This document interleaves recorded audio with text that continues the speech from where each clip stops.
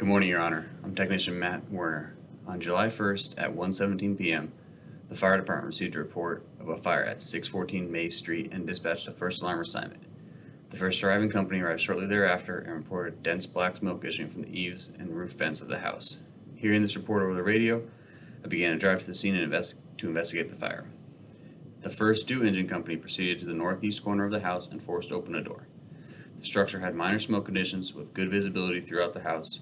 Units found heavy to moderate smoke conditions in the living room area, giving it near zero visibility. Crews advancing handlines quickly discovered the fire involved an area around the TV in the living room. Search and rescue operations were abandoned because the family stated they had just came from the store and no one was home.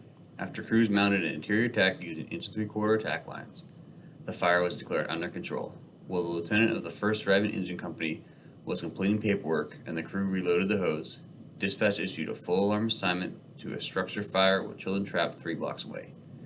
Crews quickly finished loading the hose and responded to the fire, leaving the scene unsecure. Upon my arrival, the family was gone and made entry into the structure to begin my investigation. I entered the structure under the exigent circumstances exemption. I felt that the information provided via the officer's report was a compelling reason to continue the investigation. I believed that the time frame between the fire units leaving the scene and my arrival was not unreasonable and should be considered part of the same investigation. Also, if the second fire with reports of people trapped was not reported and the initial fire units would have remained on scene until my arrival. They would have done this for the sole purpose of removing all doubt of legality of the search. They would have done this at the extreme risk of losing lives of citizens just blocks away that they could assist. I photographed the structure from the exterior to the interior. While examining some evidence, I noticed that personal items appeared to be missing and the house appeared to be staged with old furniture and a broken TV. Upon further investigation, I noticed some type of device melted behind the TV, as seen in this picture.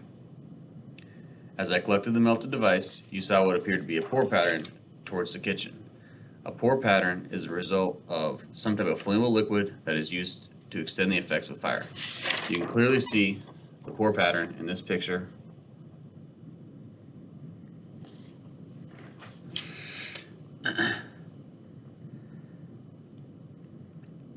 I collected samples from the pour pattern and notified law enforcement that I am going to be charging the homeowner with arson.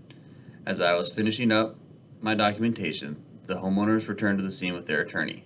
The attorney stated I made entry into the residence without permission, and any and all evidence collected must be suppressed due to the chain of custody. The defendant's attorney stated that the evidence obtained was in violation of the homeowner's constitutional rights, including the Fourth Amendment right against warrantless searches and seizures. Your Honor, while I respect the opinion of the homeowner's attorney, I believe that the search I conducted was constitutional and all evidence obtained during that search should be allowed.